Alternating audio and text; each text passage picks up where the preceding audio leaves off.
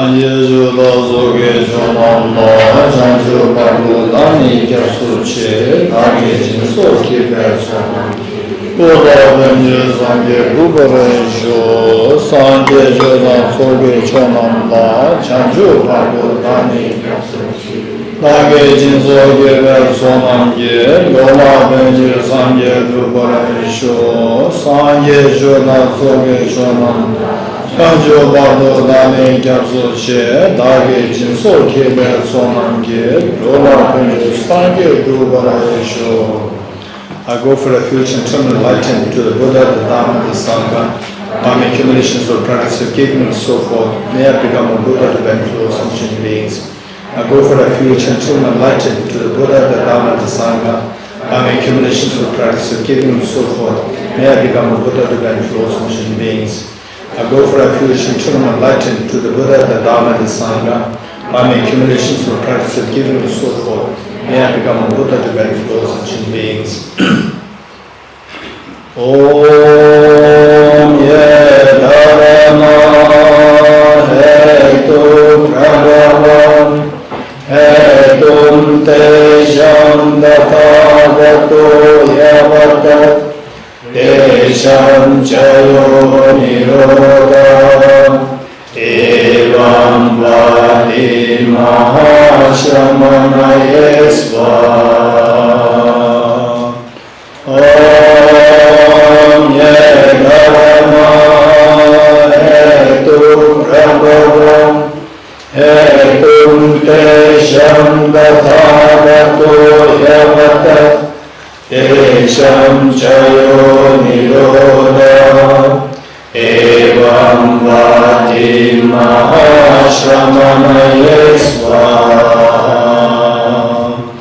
Om Ye Dharma Hetu Prabhavam Hetum Tejam Dathagato Yavatat Desham Chayo Nirodha Evam Vadi Mahashramanaye Svaha. All phenomena arise from causes. The causes are taught by the Tathagata. The sensation causes as well as taught by the Gracia. Profound, peaceful, elaboration-free, care-light and non-composite, such as the nectar of Dharma I have discovered.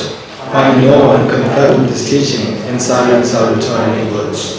Your utterance, thought and expression is the perfection of wisdom, which is unborn, unseasoned as the nature of space, is the object of apprehension of self-realized wisdom. To you, the mother of the Buddhas of the 3 times of your essence. All composite things are impermanent, all contaminated things are the nature of suffering, all phenomena are the nature of emptiness and selflessness, concerning sorrow is peace. The Guru is the Buddha, the Guru is the Dharma, likewise the Guru is the Sangha, the Guru is also everything wholesome, the Guru for refuge in the Guru. By the sound of the vibrant drum of Dharma, you liberate all beings of miseries. I beseech you to kindly remain in deep teachings until and at the expense of billions of years. The Buddha does not watch the negativities of beings, nor does he remove their miseries by his hands. His spiritual realizations are not transferred to them. It is by teaching the truth of the suchness that the beings are liberated. With folded hands, I beseech the Buddhas of 4 directions to shine light of Dharma for all Buddha miseries flow. If attached to this life, you are not a spiritual practitioner. If you are attached to samsara, you have no bodhicitta. If you are no bodhicitta, if there is grasping, you do not have the view.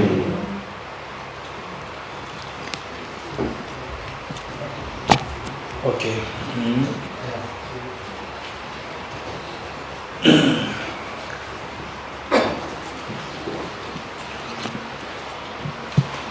Okay,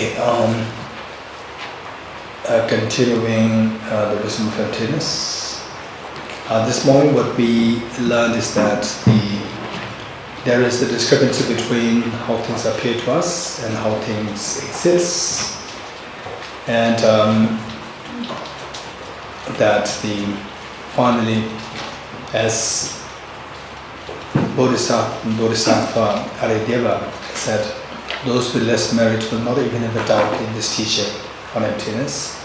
Should a doubt or inquiry ever arise, will shatter your samsara into pieces. So it's only through this experience of emptiness that we can expect to be freed from miseries. Otherwise, no matter what we do, this is all within the bound of samsara.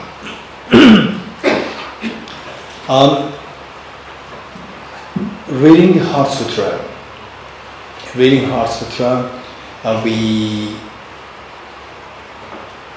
I reminded all of us to remember 3 points. One is the question asked by Shariputra, and the response given by Avalokiteshvara, and finally, what's the benefit if we practice as indicated, as taught by Avalokiteshvara. And Avalokiteshvara went into great detail to explain what emptiness is. So in this connection, what we need to know is that, for example, let's say that let's say that with the water, for example, the glass of water, with a glass of water, if I ask you what is this, you will say this is water. And then this, what we did the last time pertained to this flower. And if I ask this to the physicist, particle physicist, what is this? They will say this is electrons, protons, neutrons. And what we decided yesterday was that both perceptions are correct, both answers are correct. One who said that this is water is also correct, and one who said that this is just a pool of atoms or a pool of electrons, protons, neutrons is also correct. But we realize that the emotional outcome is very different. When you see this water, particularly when you're very thirsty, see this water, you feel like drinking, craving comes. Whereas when you see this just a bunch of electrons, protons, neutrons, then this craving stops. So your emotional reaction is very different, and our fear, anger, all these emotional states, which at times they can really ruin us. These emotional states can really ruin us.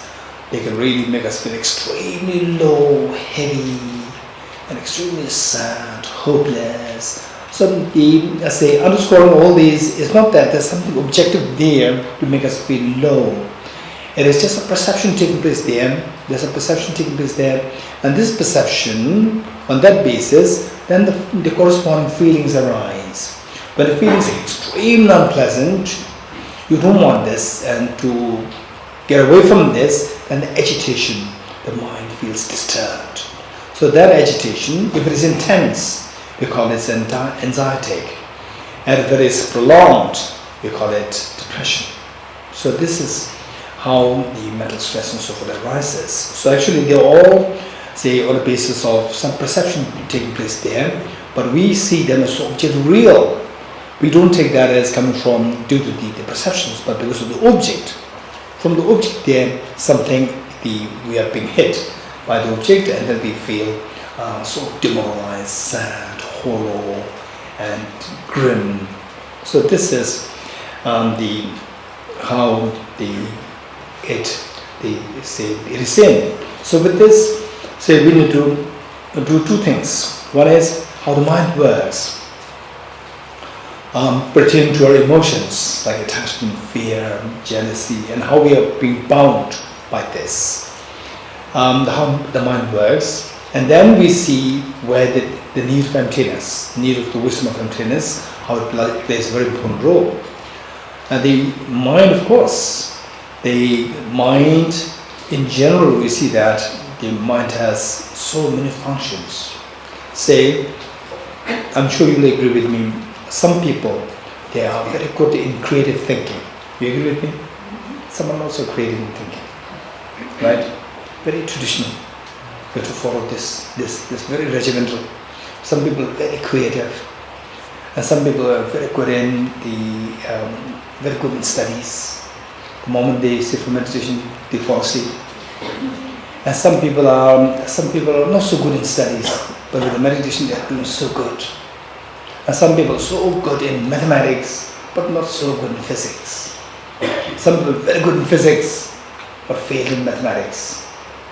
For example, the Albert Einstein, he was a genius in physics, but he said that in school days he always failed in mathematics. So this was one area that he was working so hard to catch up. And some people are extremely kind, so compassionate, but not so intelligent. Some people are extremely intelligent, but very cold-hearted. And some people are extremely kind, extremely intelligent, like His Holiness the Dalai Lama. Right? So we see that how many such functions are there, functions of mind are there, how many such functions are there. And some people who are so good at working on the macro level, but the moment the macro level, when the macro is given, then the person gets lost, becomes shaky. Whereas some people are so good at managing the macro, but with the micro details, hopeless. Right? Okay. So how many such mental functions are there? Anyone? Okay, 51. So these are the traditional people. The precise number 51. Anyone else? What do you think? What do you think? Huh? 108, because there are 108 beats there. Right? There are 108 beats. Okay, anyone else? Anyone? Yes. Infinite, yes. Yes, it's infinite. How the mind works, how the mind functions, the infinite functions are there. Infinite functions are there. You're getting it? Infinite functions are there. So, this is where the Bodhisattvas, they have to train the mind so well that all these details you don't leave any stone unturned pertaining to the training. All the aspects are being trained. Okay.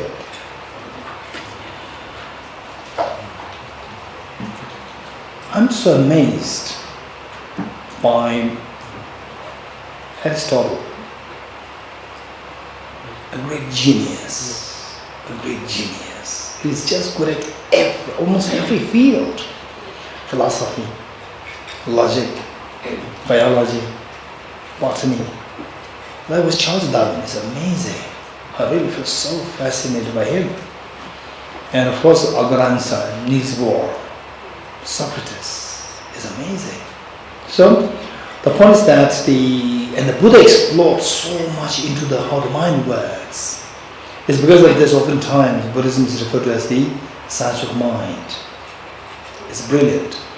One time His Holiness the Dalai Lama, that was many years ago, His Holiness asked me to think of designing a book which would cover the psychology of the different traditions. And for that purpose I went to Varanasi to meet with the non-Buddhist professors, non-Buddhist, the classical Indian, the scholars, pundits, to meet with them to speak on their perspective of their psychology. And one Pandit, he said it right from the beginning. He said that if you want to know about psychology, no need to study anything else, study Buddhist psychology. He said that there's nothing better than Buddhist psychology. He's not a Buddhist. He was a hardcore, the non-Buddhist Hindu Pandit, Hindu professor, and a Pandit, proper Pandit. He said that for psychology, Buddhism is the best. This is what he said. No point in the other traditions. This is what he said. So, the Buddha really explored too deep into this, and there are infinite number of functions are there of the mind. And of these, and at one point, they because of the relevance to our spiritual practice, there is the selection of 51 mental functions. 51 were selected. Not that this is the exhaustive list. It's not an exhaustive list. This is just a small section of the functions of the mind. 51 are selected. And then for example, in Abhidhamma course, there are about 200 something mental factors are being studied there. And there are infinite number of the mental factors. Of these, the 51, I'm most triggered or intrigued by, I'm most intrigued by the first 5, referred to as the 5 omnipresent mental factors. 5 omnipresent mental factors. This is amazing. 5 omnipresent mental factors. So you should just look at these as these are the mental 5 functions which all minds necessarily should have. Although it means that omnipresent means these 5 functions ever present, wherever there's a mind, these 5 functions are there. So what are these 5 functions? I put in a particular order for us to remember these 5 very easily. The first function is the contact. The contact, attention, contact, attention, discrimination, feeling, and intention. Let me repeat it. Contact, attention, discrimination, feeling, intention. This is, if you know this, and if they say within that, you can see that mental transformation, transforming the mind, how you cleanse your mind of the negative thoughts. So these all come in this area, in these 5 functions. So I'll explain what these 5 are. Let us put it like this. Say in the morning, say usually you get up at, let's say, what time you get up? 5. Always 5. Huh? Every day 5. Every day. Wow, that's amazing. Okay, some maybe 8 o'clock, 9, 10, some 11. Okay, let's say that you get up at like 7 or 8, whatever. And one day your mother slams the door, and it's very unusual that your mother comes at like 6 o'clock, 5 o'clock. And the mother said, "Good morning, my daughter, good morning, my son." Right? And then what happened is so unusual. Why? And the mom was holding something in her hand. Happy birthday. Right? There's a box there. Okay. So you should. This is not the time that you get up, but your mother wakes you up this time early, and so what will you do? You see something there in the mother's hand, because you are deep into sleep. You see something in the mother's hand. So what will you do? You receive it. It's a little far away. What will you do? In other words, you don't see it too clearly, because that you usually get up at 8 o'clock, and at the moment it's just 5 o'clock or 6 o'clock. What do you do? Prince Ole, what do you do? Rub your eyes. You're getting it. Why? Why you rub your eyes? To see more clearly. What is that thing my mom is holding in her hand? So first, your eyes come in contact with the object the mother is holding. You're getting it? Contact. Then because you're not seeing too well, what do? You rub your eyes. For what? To pay attention. Number 2. Paying attention, you see that it is brand new iPhone 14 Pro. Right? Brand new iPhone 14 Pro. Okay, this is what the number 3, discrimination. Discrimination, it has several connotations. One very negative. This is not in that negative sense. Say discrimination means the ability to discern things, to distinguish things. So you discriminate that what your mother is holding is brand new iPhone 14 Pro, right? This is discrimination. Then what happens to your mind? Feeling?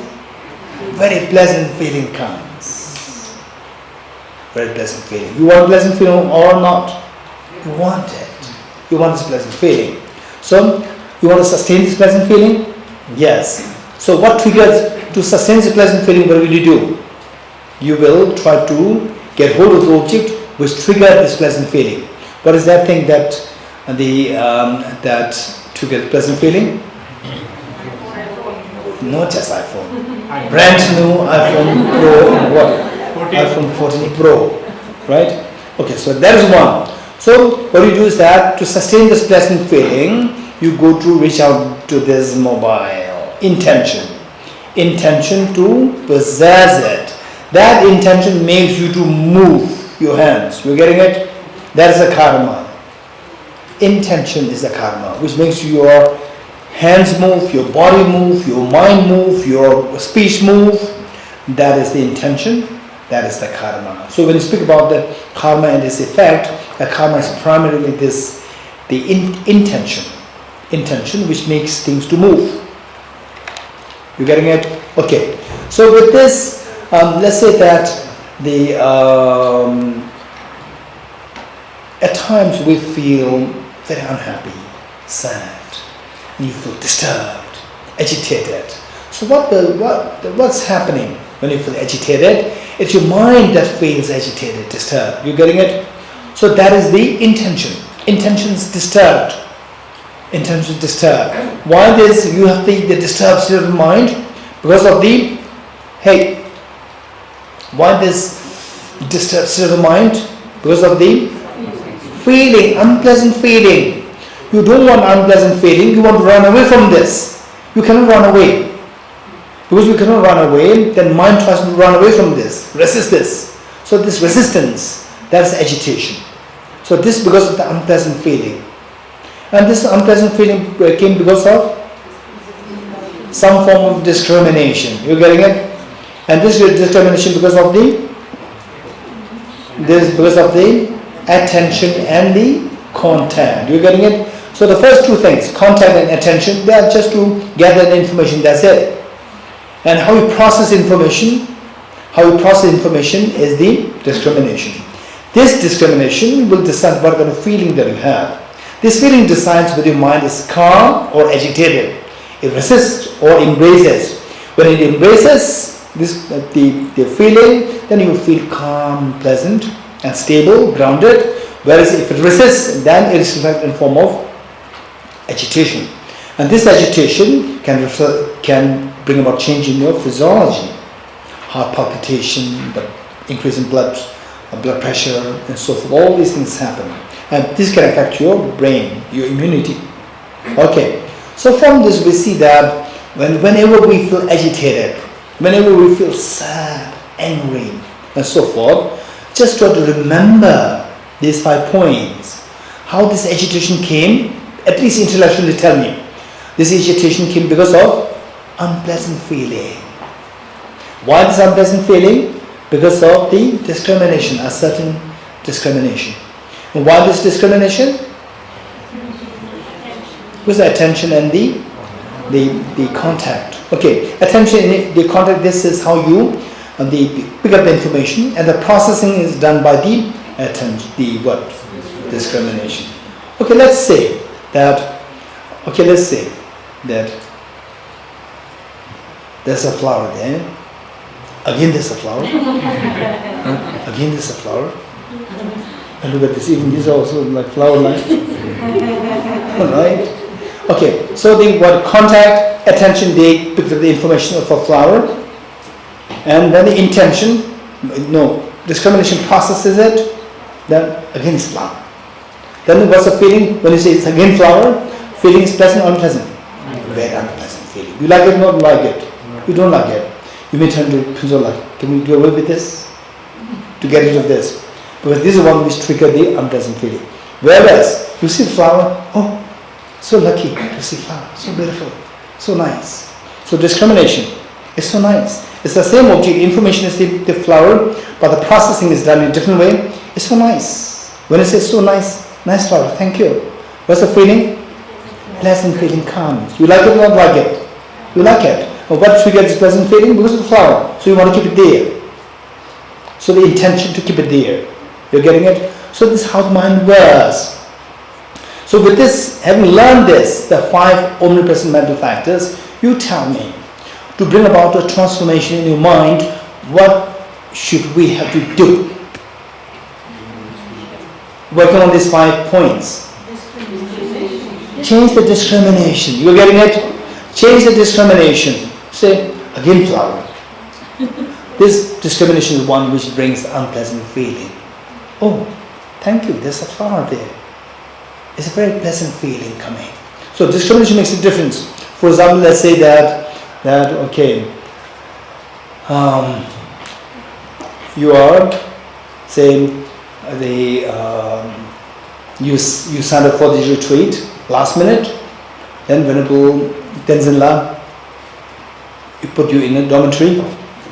Oh, I have no privacy. Right? Venerable Tenzin, is it possible for another room, single room? I feel there's no privacy there. My roommate is, giving making phone calls in the night. Right? So, oh, I'm very sorry. I will see. And then Venerable Tenzin finds a small room for you, room there, and you feel you come just empty. And then you go to class, again come back, it's just a small room. I feel so lonely. What should we do now? Should you be with somebody or by yourself? With somebody else, you have no privacy. By yourself, you are feeling lonely. What should we do? Whereas with somebody else, wow, I'm so lucky. I always used to be feeling so lonely. Now there's so much of I'm not feeling alone. I'm not feeling lonely. I'm so happy. I'm not lonely. When you're by yourself, I'm so lucky. There's such a privacy there. You're getting it? So say just by changing your discrimination, the feeling changes. When the feeling changes from unpleasant to the pleasant, you want this pleasant feeling. Because of this, the mind does not resist it. It embraces it. Because it embraces it, the mind feels calm, cool, grounded. This is what heals your immunity. What heals your immune system. It makes your immune system very strong. So whereas if you live in this agitation for too long, your immunity will go down so badly, and it will result into all forms of illnesses unnecessarily. Okay, so this is how we have to bring about change. And then if you can say it's amazing. Say, for example, let's say that, okay, so I don't want to go too much into this part because we have to go into the emptiness. We don't have much time. And so now from this what we learn is that, wow, that's amazing. Finally, how many of you sometimes, any time of the year, you feel so down, demoralized, heavy, gloomy? Did you ever have such experience in your life? Presents. At times, what we call it, for no reason, you feel that. Raise hands. Okay, can you tell me what was the situation like when you go through this, the phase of your life? What was the situation around you like? Anyone? Yes, Manjari ji. I'm often affected by the short days and long nights. Oh, short days, long nights, yes. In the winters, then wet, cold, foggy, little drizzling, very quiet outside, right? Yes, that makes you feel so low, depressed. Okay, so every time, just believe it or not, every time you go through such the low phase of your life, be it with the obvious reasons or for no reason you go through this, try to analyze these 5 functions of the mind. You're getting it? Say the first you come in contact, that's easy. Then pick up the information, attention, to pay attention to get the information. And then the discrimination.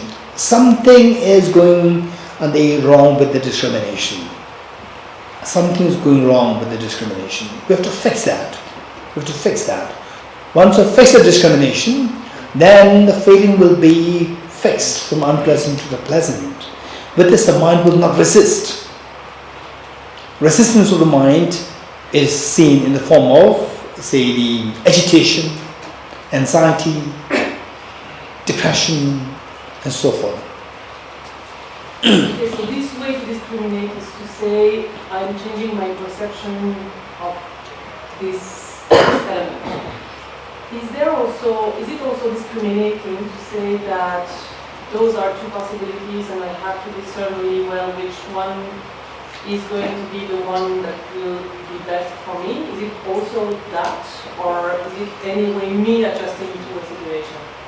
Okay, this is a good question. Let's say discrimination. So how we explain is like a blueprint. Creating blueprint. Blueprint means it doesn't have the details. Now you bring the details, meaning that if you bring in a real life, the anecdotes, incidents, cases, then we will see the same 5 functions in more detailed form. For example, like say that, okay, now I have a problem. If I go this way, then I may miss my business. If I go to the business, I will miss the Thosamling retreat. Right? So what should I do? So there, you go one way. But in a business, I miss a retreat. When I come to retreat, I miss my business. So in both ways, you have this agitation coming. So this agitation, again, think of this. Contact, attention is fine. Then the discrimination that I'm missing the retreat. I'm missing my business. You're getting it in both ways. So now, the wise people, they will change their discrimination, overall discrimination, that the retreat and business, the business is fine. I can manage somehow. I will lose it. But the retreat, that is more important for me. Or the retreat, there are so many retreats. After this, there is the what? Bodhicitta, Dharamsala retreat. After that, there's a Bodh Gaya, Root Institute retreat. There are so many retreats. Okay, don't worry. So I go to business. And then once I'm in the retreat, I'll be very serious with the retreat. Right? So make a very decisive conclusion. Finally, I should not torture myself. Let's not forget it. I should not torture myself. Right? There's only one way. I have to miss one of these two things.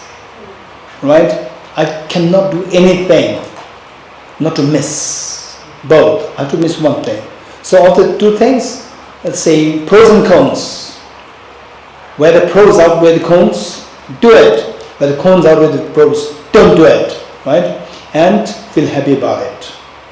So with this, the discrimination that, okay, I've chosen the better of the two choices, I've gone for the better choice.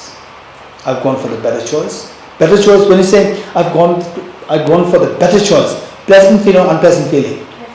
Pleasant feeling. You're getting it? So the job is to change your feeling from unpleasant to the pleasant. I've gone for the better choice.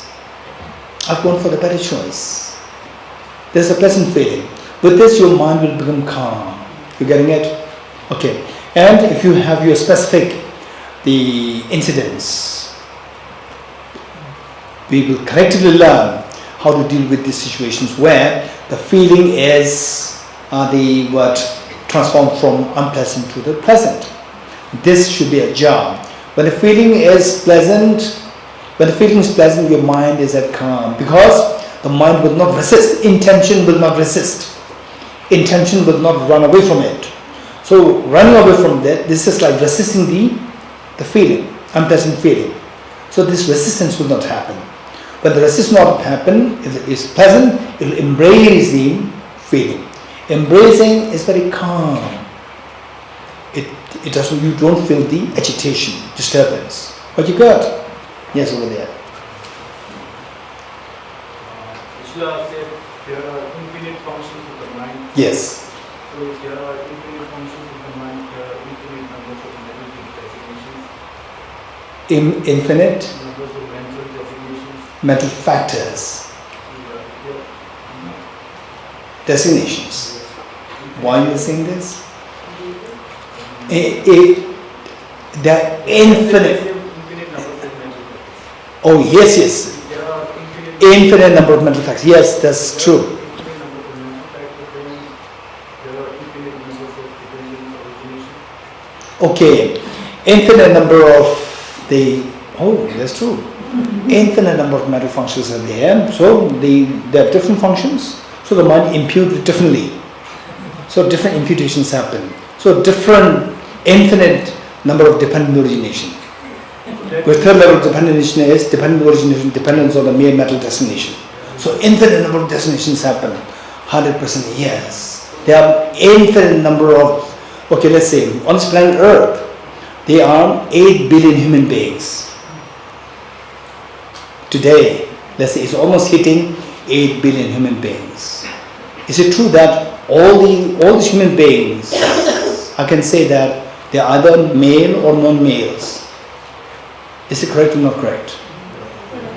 There are only two, males and non-males. Correct or not correct? Not correct? Huh? Males, non-males? I did not say males, females. I said males, non-males. Correct or not correct? Two. But two doesn't mean that there are only two people there. Right? There are 8 billion human beings. Likewise, dependent origination, there are infinite number of dependent originations are there, but these can be all classified into 3 groups. Classification wise, 3 groups. Good.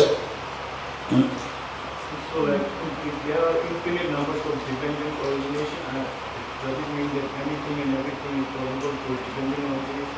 Okay. So infinite number of dependent originations are there, but they are all classified into 3 groups. Like just as say there are infinite number of cars, but you have to either drive from the right or the left. 2. It's not that there are infinite possibilities. You can drive any way. Some people they drive from both ways. Right? But it's not allowed. However, even if the number increases, the rule becomes stricter. It should be only 2, not 3, 4. Right? So so this is how classification. This is the benefit of classifications. This is the benefit of the classifications. You learn about classifications. This is how when you speak about we have to see the emptiness of all phenomena. Forget about the emptiness of all phenomena. Even all phenomena we cannot understand it. Because there are all the trillions, infinite number of beings. Your lifespan is too short.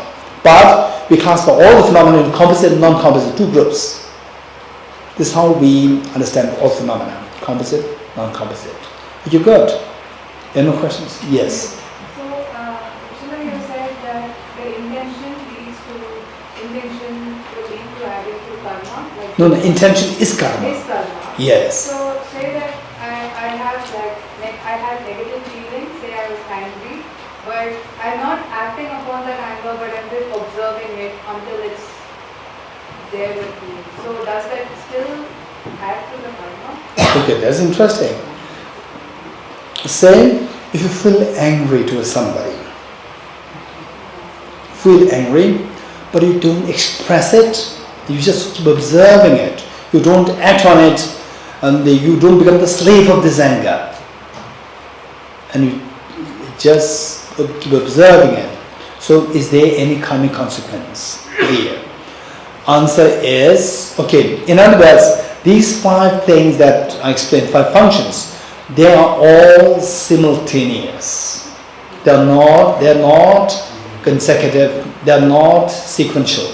They are simultaneous. These 5 are happening simultaneously.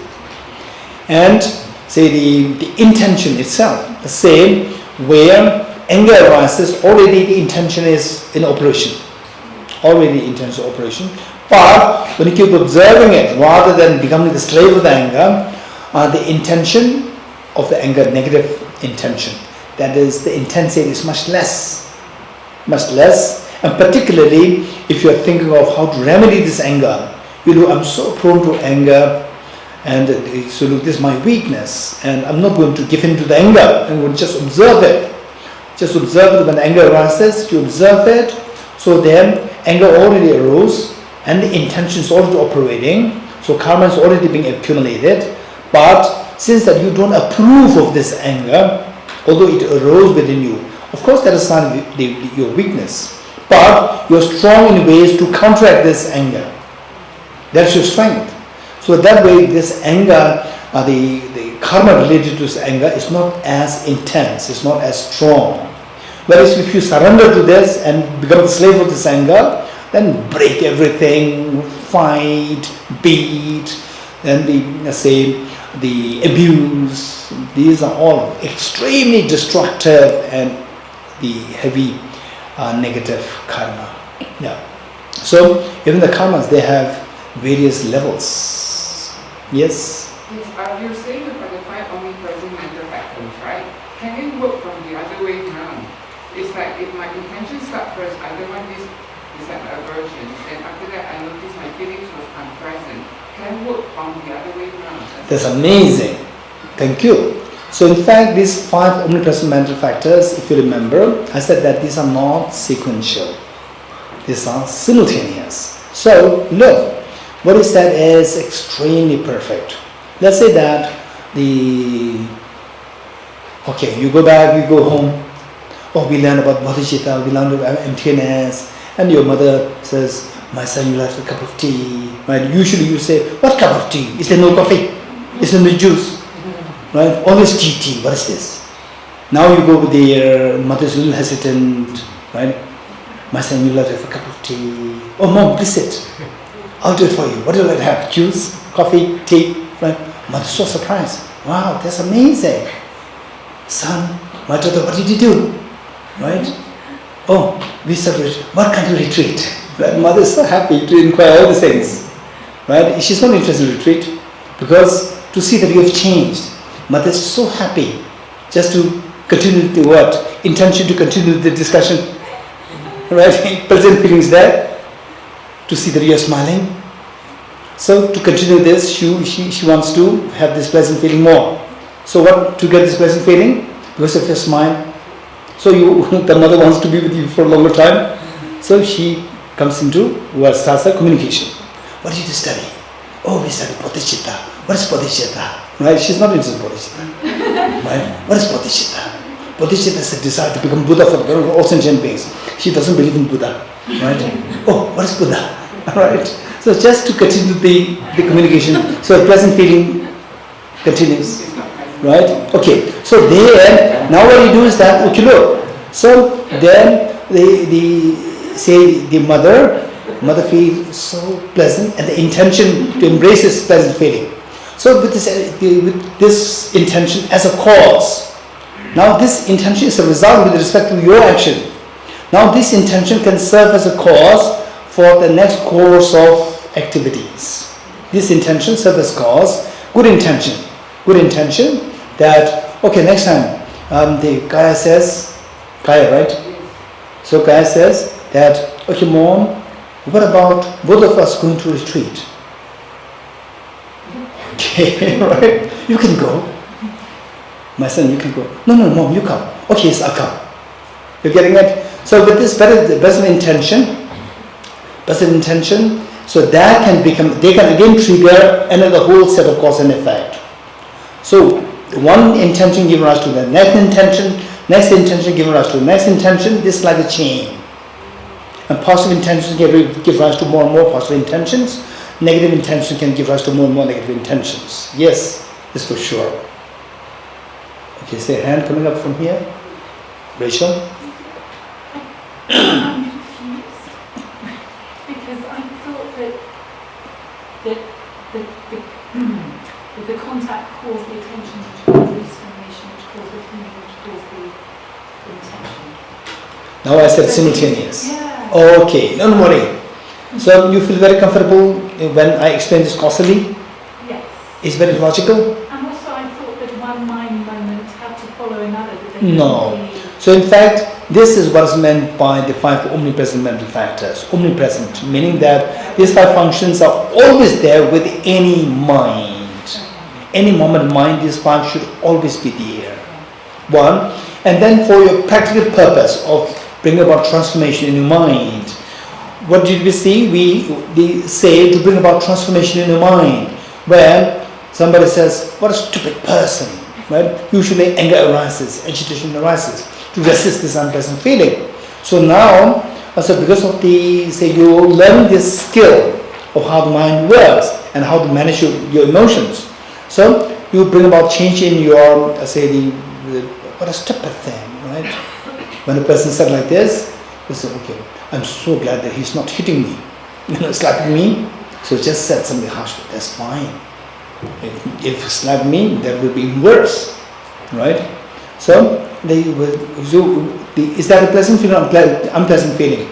So I'm so lucky that he did not hit me. Pleasant or unpleasant? Pleasant, right? So like this. So your mind is calm. And the other person is shocked to see the Rachel is so calm. Although I abuse her, but she's so calm, right? Amazing, that's amazing. So there, the five functions, they're always together, but what we see is that the transformation has taken place within you. That you become very calm and composed. So what made you calm and composed? That is a change. Otherwise, somebody who's very easily disturbed person, now very calm and composed. How this change happened? By changing the discrimination. You're getting it? And changing the discrimination. Discrimination, is it a single pointed or analytical? Therefore, analytical meditation is the one which brings about transformation in your emotions.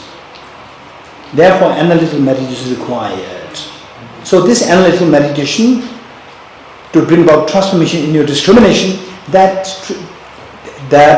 brings about transformation in your feelings, from unpleasant to pleasant feeling. So this transformation feeling makes you transform the intention from being resistant to embracing. This is the meaning of the transformation. So where, under the worst of the situation, your mind can control this calmness, that is the greatest of the transformation. So that is possible by bringing about change in your discrimination. And the discrimination is related to the analytical. So therefore, this analytical meditation is the one which actually brings about transformation, and the single point of meditation will help support to stabilize this experience. You're getting it? These two are required, both are required for a transformation. But actually, what transforms your mind is the analytical meditation, which brings about change in your discrimination. Good. Now, having said this, all the discriminations related to stopping your anxiety, stopping your uneasiness, stopping your the stress, stopping your mental disturbance. What kind of discrimination is the most effective? This is what we are looking for. You getting it? Okay. So if you have to take care of 2 rooms, you need 2 keys. And if you have to take care of, how many rooms are here in Thosamling? Guest rooms? 20? 35. So if you are the caretaker of the 35 rooms, you need 35 keys. Right? 35 keys. Which is better? To keep the 35 keys or to keep master key? Wow. Why master key? 35 keys is so bulky, very heavy. Right? But with one master key, it's very convenient. Just one cute key, you can unlock all the doors. You're getting it? Likewise, what do you want? You want the master key to get rid of all the miseries, or you want the individual keys to tackle individual miseries? Master key, right? We go for the easier one, effective one, right? Okay, sometimes we go for the shortcut also, which is not actually the reality. So we should look for the master key. What is that master key? Tell me. Okay, so this is very important. Okay, let's say that. Okay, so what we said, what I'm going to share with you here is that let's say that we're going to say you are sleeping and you start to have a dream, and the dream is that and that Venerable Samala is taking us for the audience with His Holiness the Dalai Lama. Okay, how many like this idea? The sense? Okay, and we're all going there. Then His Holiness introduced, these are all from the Bodhicitta retreat in Thosamling. And then His Holiness says, okay, Venerable Samala, why not we have a cup of tea together? Hey, happy, not happy? Very happy. Okay, how many of you like to have this dream tonight? Raise hands. How many of you like to have this dream tonight? Raise hands. Very good. Okay. So, then you have this tea with His Holiness. Then after this, coming back, right, it was already very dark in the dream. Already dark. On this tray, you fall, right? And there was a snake there, right? And you think that now I'm done, right? I'm done. So scary, extremely nightmarish, right? I'm done. So when you say I'm done, right? Actually, you are with your mother. Your mother wakes you up. You are happy, not happy? Okay, tell me. Of the 3 moments, the first moment of the dream, very pleasant. Second moment, extremely unpleasant. Third moment, your mother wakes you up. Tell me, which of the 3 moments do you want? You prefer which? Huh? The first, second, third. Third one, raise hands. Okay. Those who raise hands for the third one, why? Why the third? Why not the first one? Quick. Why not the first one? Yes. What's the problem if there is dream? It's a pleasant dream. It doesn't matter. Don't be too boring. Right? There's no truth there. Whether truth or not truth, what's the problem? As long as you're happy. Right? With His Holiness, it's amazing. Very pleasant feeling comes. What's wrong with it? Anyone? It will change. Huh? It will change. It'll change. Okay, it'll change. Anyone else? Yes. Because my fear is gone when my mom let me out. Even in the first case, there's no fear. There's so much joy there.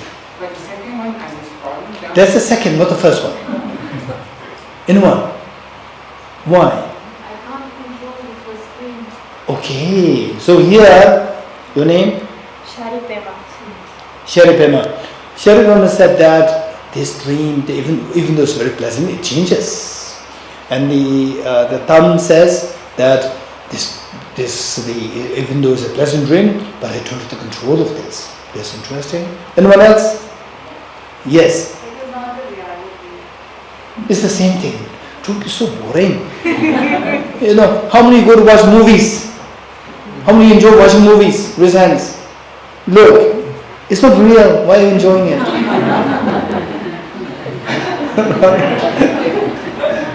Okay, so the point is that now I will tell you one thing. The first thing is that the first dream and the second dream. First dream and the second dream. There are so many things in common. What are the common things between these 2 dreams? Both are dreams. So what? Anyone? Huh?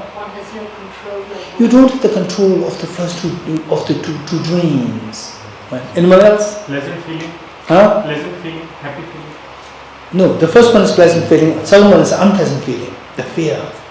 So anything else which is common between the 2? Yuri?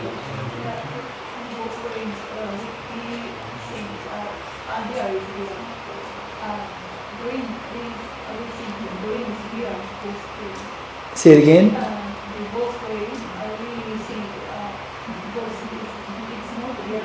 Okay. So the pleasant dream, unpleasant dream, the common thing between the 2 is that both are not real. Both are not real. Good. Anyone else? They're impermanent. Both are impermanent. Both are impermanent. Very good. Anyone else? Anyone else? Okay, good. So what we learned is that, okay, anything else you want to add from what we have learned the last 2 days? Both are projected by your mind. Both are subjectively real. They are empty of objective reality. Very good.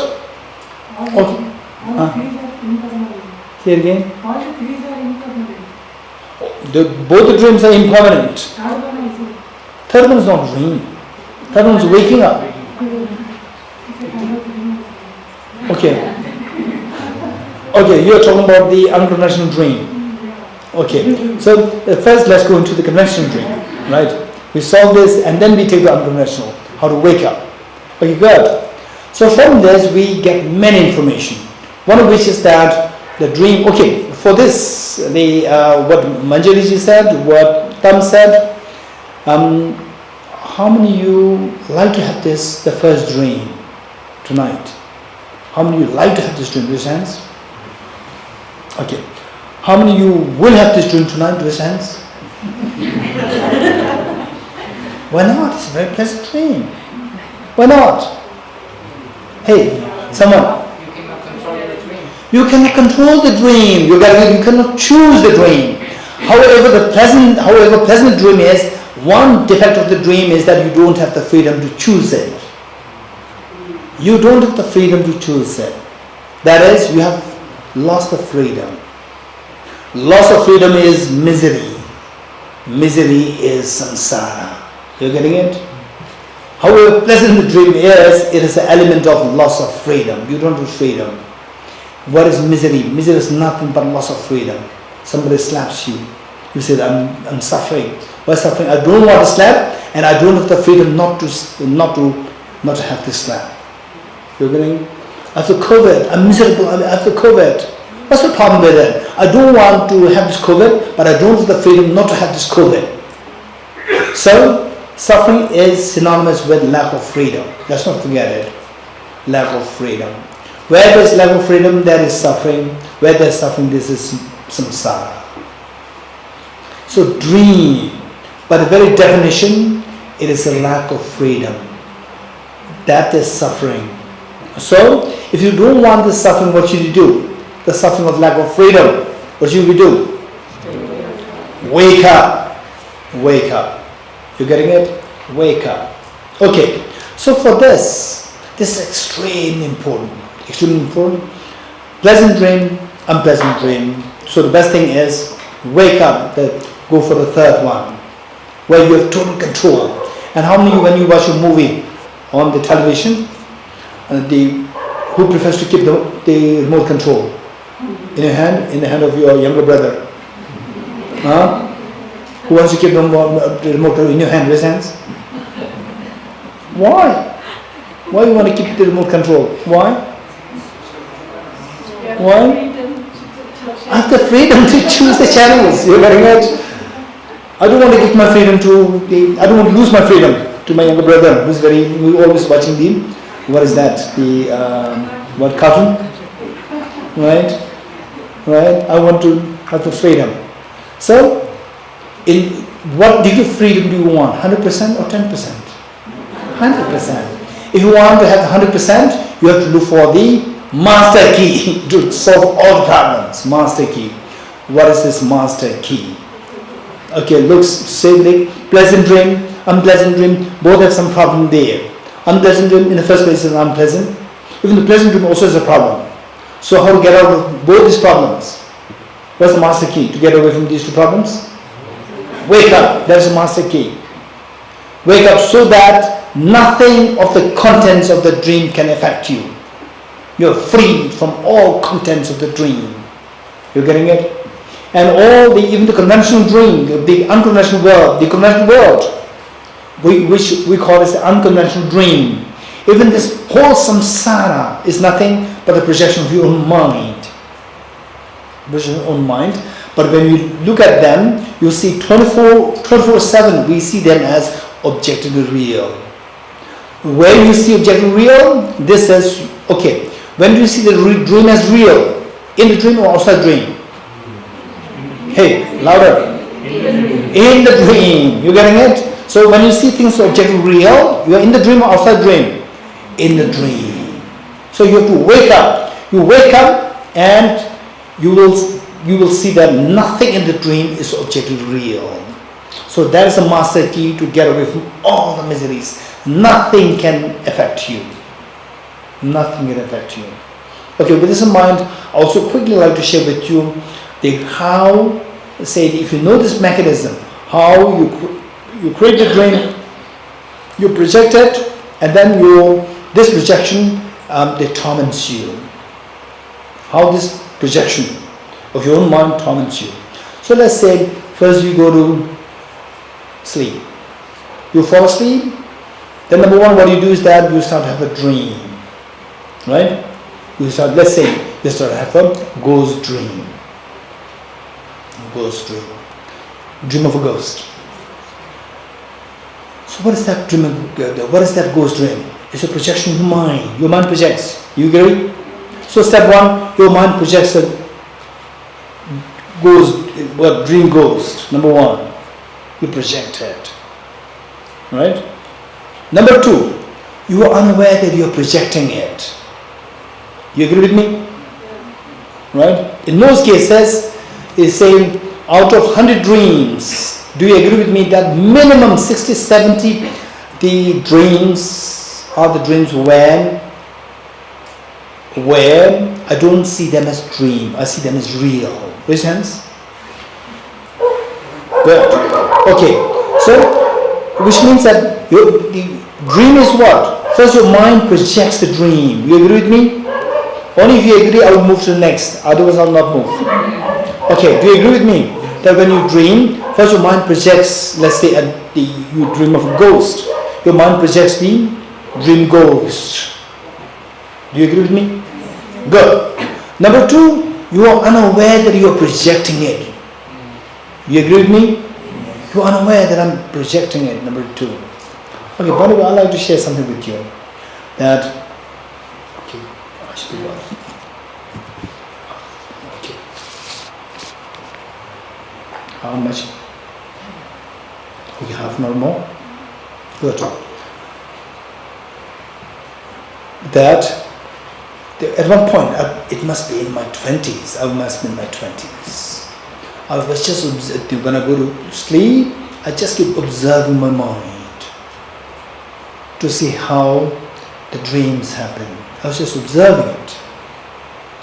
And I just keep observing it. And what happens is that say initially some colored rings come, like colored dreams, green, followed by blue, followed by red, green, blue, red, like this. And then sometimes the rings they become bigger, disappear. Again, smaller one comes. Sometimes the bigger ones become smaller, disappear. So when that happens, I'm aware that okay, now I'm falling asleep. And then keep observing it. Keep observing. Then there's the colored rings disappear, and like the plain white screen comes to my plain white screen, and followed by this. Keep observing it. The plain white screen, I say the surface, it becomes like a medet. Medet, you know what medet is? Like rough surface. Keep observing it. Then from the rough surface, some they become like the nose, they come out, ears come out, lips come out. Keep observing it. Keep observing it. Then these lips start to talk to you, right? And keep observing it. Don't be distracted. Keep observing it. And then the face becomes more and more prominent, and you are not paying attention to this, just observing it, and then it starts to abuse you. It starts to talk very nasty about you, right? Still keep observing it, and then they say, "What a stupid man," right? And you say, "You stupid." Finish. The moment you respond, you are sucked up into the dream. Finish. Then you see the dream is real. It's very interesting. Okay, but let's say that in a very conventional sense, let's say first you project the dream. Yes? Yes? Okay. Then you are unaware that you are projecting it. You agree? Okay, number three, because you are unaware, because that I'm explaining one after the other in a very proper systematic way, things seem so easy for you. Right? So you should remember these points. Because you are unaware, number 3, because you are unaware, the object appears real from the object. While it is projected by your subject, you are unaware that it is your subject which is projecting it, you are unaware. As a result, the third phase is that the dream appears as objectively real. You getting it? Number 3. Because it appears objectively real, then it affects. Okay, this is not nice flower, right? But this person, I greeted, good morning, and the person did not respond to me the same way, right? So when you see things objectively real, then you are affected by the object. Yes, because object affects you, you react. You're getting it? So when the dream ghost comes to chase you, there's no dream, there's no ghost chasing you in the dream. It's your mind projected to chase you, and you think that it's real. Then what do you do? How do you react? Hey, how do you react? You run away. Why are you running away from what you project? You're getting it? So the point is that here, that this is how we are mentally disturbed. We become the slave of the dream. We become the slave of our own projection. That is samsara. So if somebody would ask you, what exactly is samsara? It's a projection itself, samsara. Projection.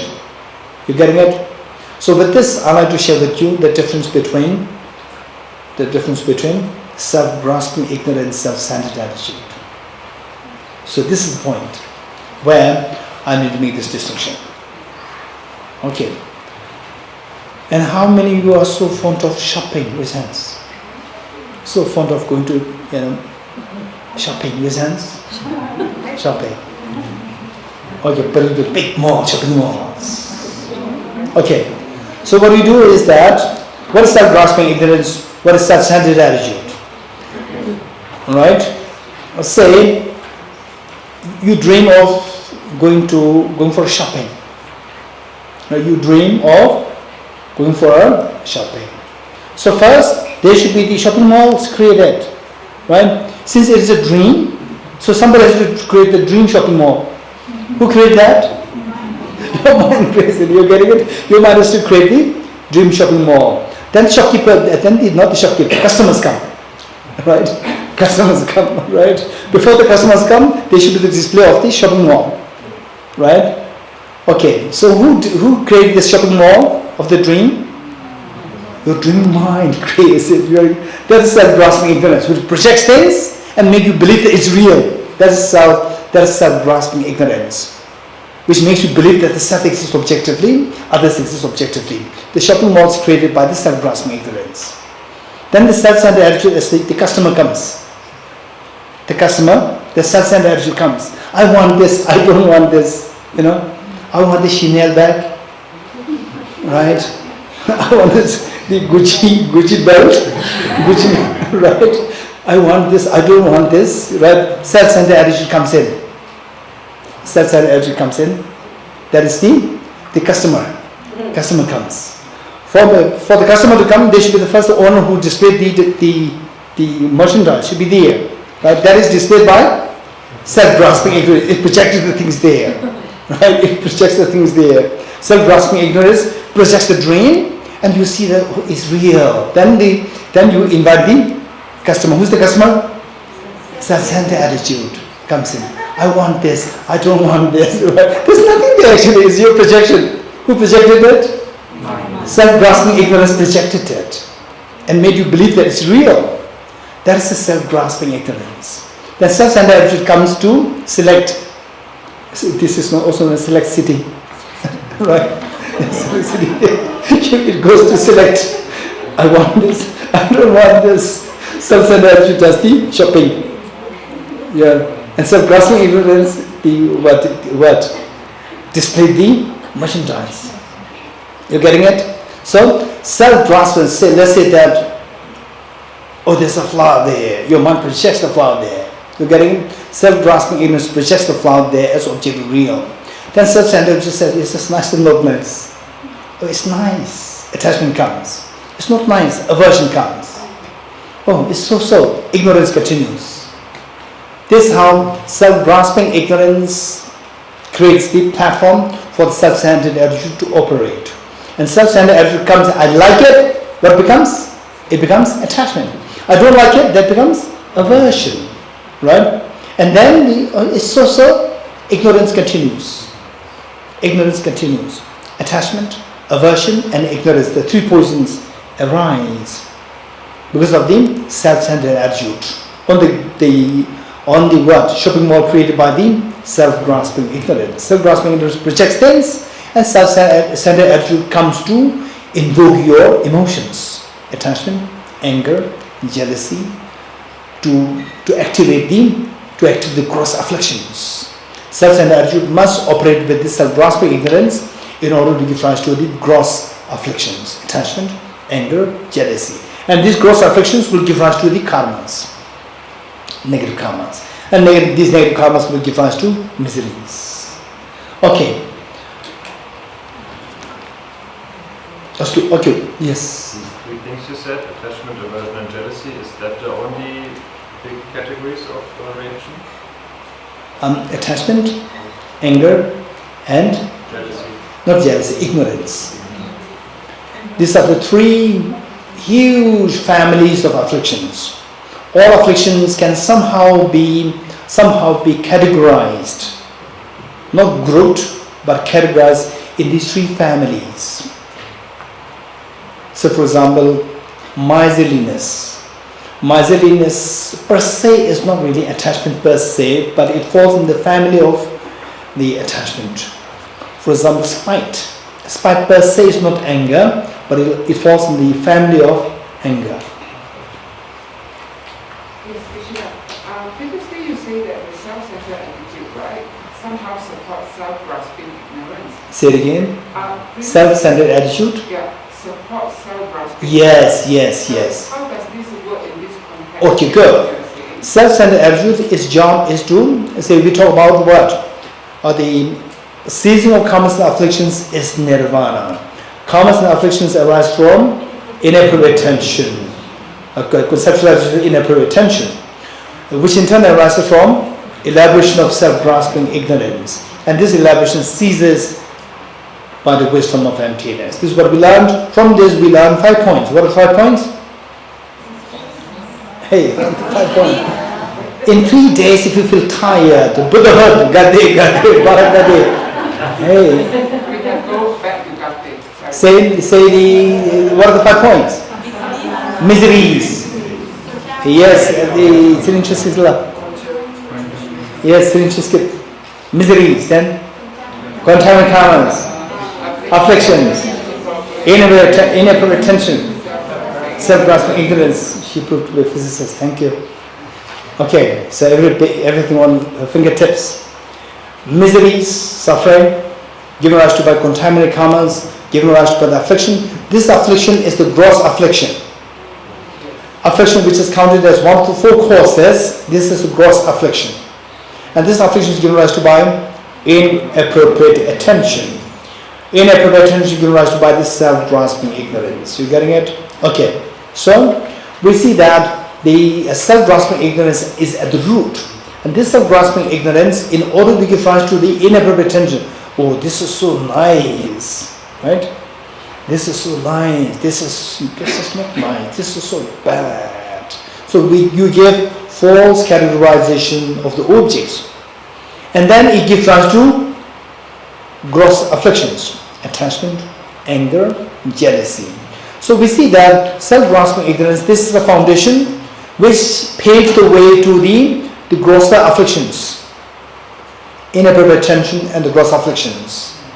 So for that matter, for this self-grasping ignorance, let's say that, okay, what is this? This is a Chanel bag. That's fine. What's wrong with it? But when you say this is a Chanel bag, then what happens? I like it. I want it. That happens. Attachment comes.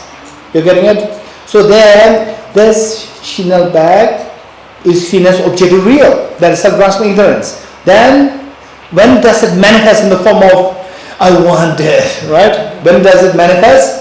When the self-centered attitude comes in, then the manifest attachment manifest anger arises, right?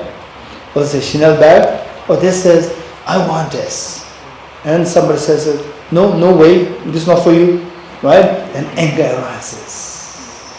Okay, so manifest afflictions, or the gross afflictions, attachment, anger, jealousy, and so forth, all these arise when the self-grasping ignorance is supplemented by self-centered attitude. So because attachment, what is attachment? I want it. What is anger? I don't want it. Related to I. Self-centered attitude kicks in. So only when self-centered attitude supports the self-grasping ignorance, then it can manifest in the form of gross afflictions. So in short, of the four, this is another very important point that I'm raising here. Of the 5 points, the first one, which is miseries, this is the resultant state. And the first four, they are the causal states. Causal states. And of the four, the first one is contaminated karmas. And the remaining three are all equally afflictions. You're getting it? The remaining three are all afflictions. But we said that what gives rise to the contaminated karmas immediately causes affliction. That affliction is gross affliction. You getting it? That affliction is a gross affliction. Otherwise, affliction, inappropriate attention, self-grasping ignorance, all are equally afflictions. So, generally speaking, we see that miseries given rise to by the contaminated karmas and the afflictions. The afflictions can be broken down into the gross and the subtle ones. The gross ones meaning attachment, anger, jealousy, craving, and spite, belligerence, all these things. So they fall under the category of the gross afflictions, which in turn are triggered by the inappropriate attention. It is nice, then attachment comes. It is not nice, the anger arises. So this inappropriate attention is because of the seeing things as objectively real. Okay. Yes. Is there a connection between inappropriate attention and active seeds? Okay. Connection, or are these two, let's say one or the one the other? Yeah. Is This- there overlap or are there Okay, these are not overlap. So inappropriate attention is an active mental state. And active seeds, they are not active mental states. For example, let's say at the moment we are not angry, but we have the active seeds of the anger. What do you mean by active seeds? Although you are not angry now, the next moment someone says, what a stupid person. Your anger instantly arises. So that it arises from the earlier seed, active seed. Inappropriate attention is an active mental state. And the seeds are not the active mental states. They are active seeds but not active mental states. self-centered attitude and discrimination? Okay, self-centered attitude and the discrimination. That's a good question. Okay, are these two same or these two different? Okay, let's say self-centered attitude. Self-centered attitude that, okay, by the way, what is self-centered attitude? Anybody? What is self-centered attitude?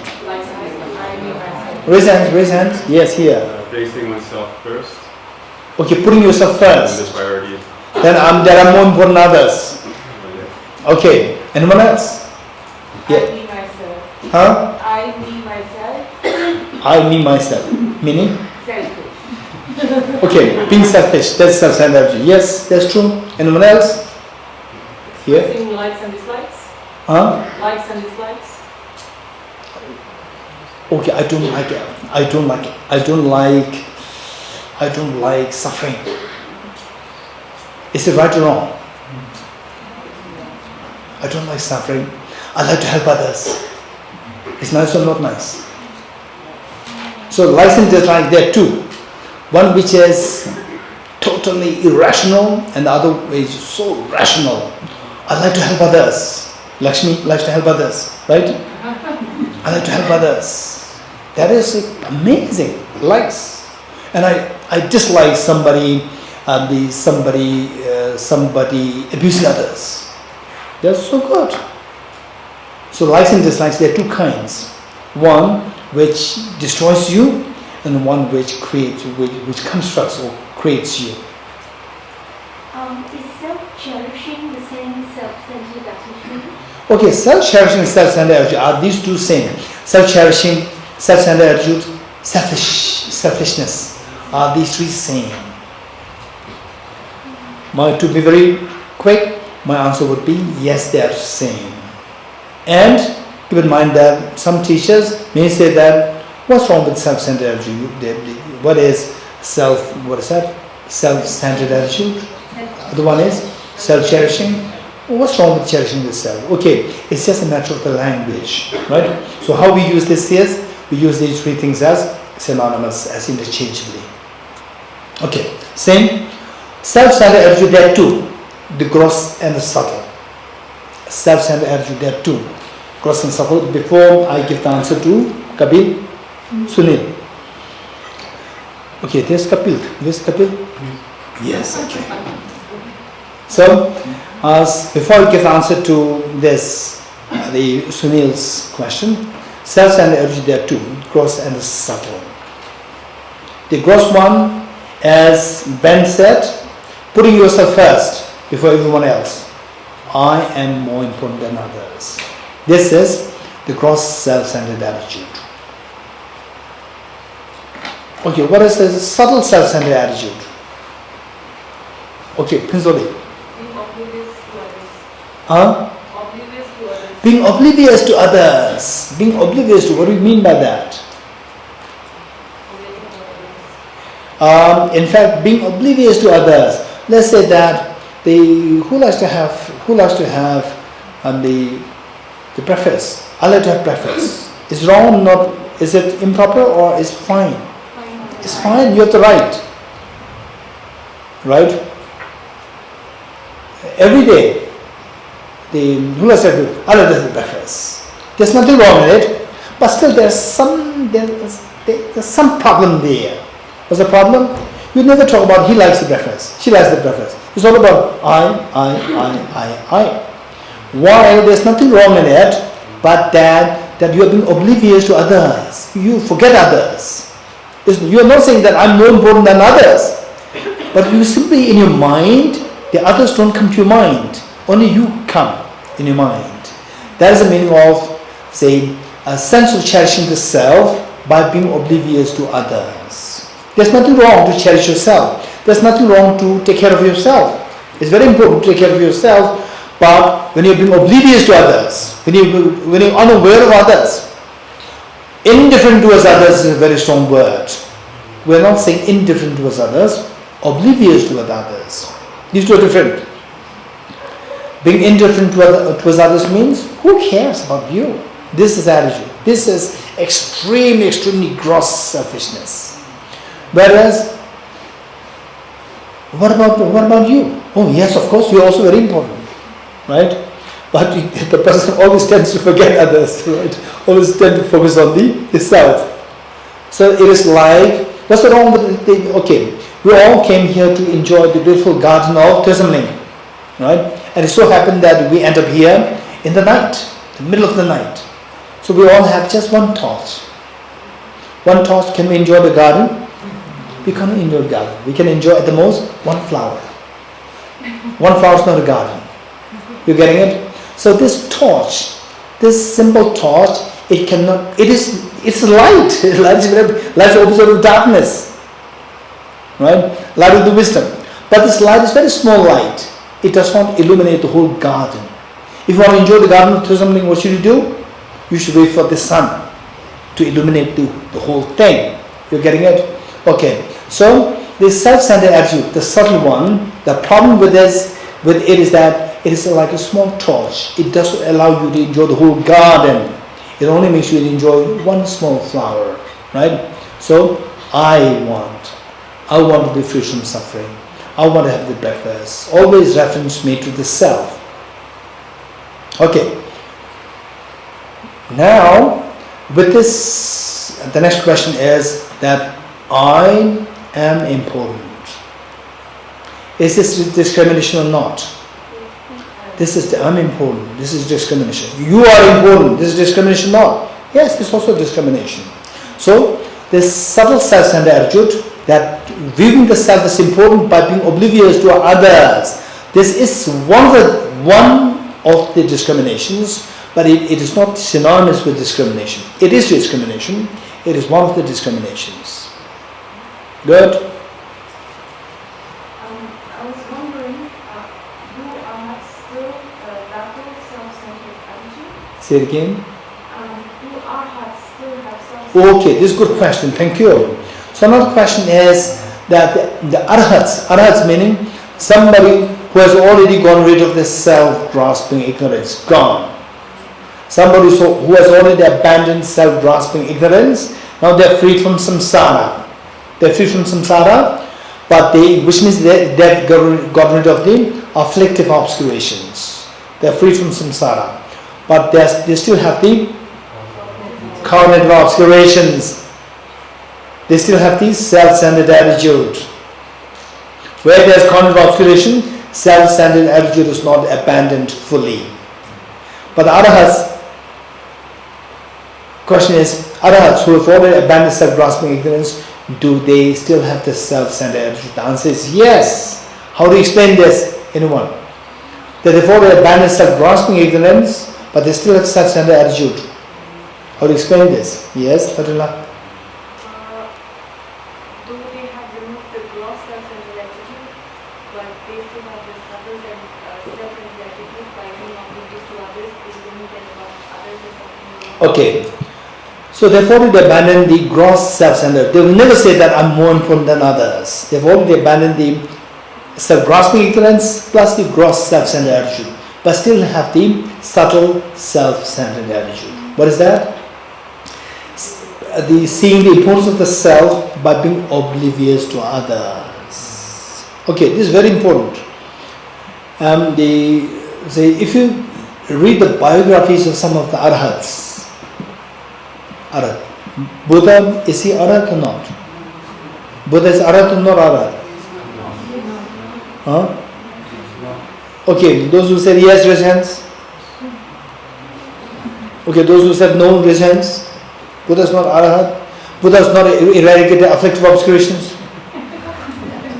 Arhat means somebody who has eradicated afflictive obscurations. Buddha has eradicated afflictive obscurations, not? Huh? Yes, they have eradicated all the afflictions, all the mental defilements, which means that they are arhats. They are arhats, but they are not okay. Let's say is there anybody with PhD degree? PhD? Okay, Sri Shukla? I'm still studying. He is still studying. Okay, Ranjaniji? Okay, Ranjaniji, are you class 10? Yes, Yes, sorry. you are in high school? You are high school or not? Way before high school, Yes, right? I went to high school. So you have the certificate of high school? Yes. You have certificate of the kindergarten? Yes. We all have the certificate of kindergarten, right? Some of you might have lost it, but so we all have it. But don't say that I'm from kindergarten.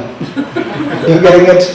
Likewise, the Buddha, they are arhats, but they are, in conventional terms, we don't call him as arhat because he's way higher than arhats.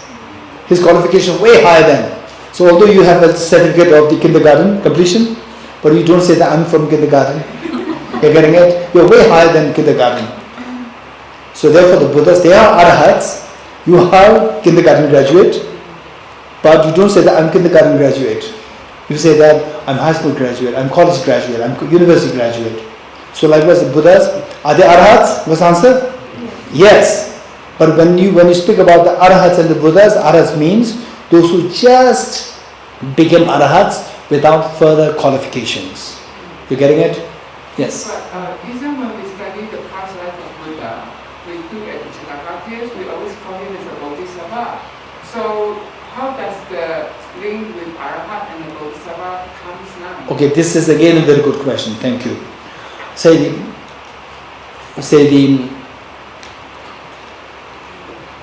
The Bodhisattvas. But what's the difference between Bodhisattvas and the Buddhas? Anyone? The Bodhisattva?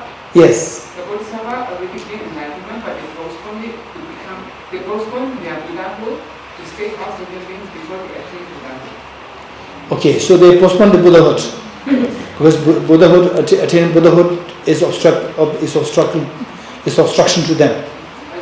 Because they want to save all sentient beings. Yes, becoming Buddha, you cannot save this all sentient beings. This is a good question. I'll let you answer.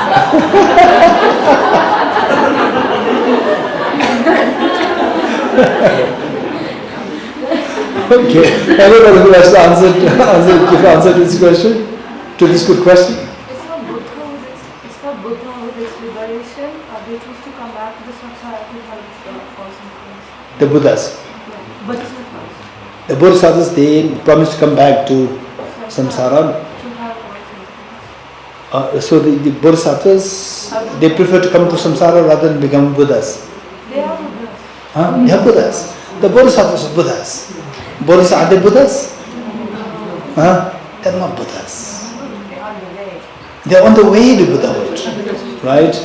So when you are in the trail to Thosamling, you are not in Thosamling. You are Bodhisattva.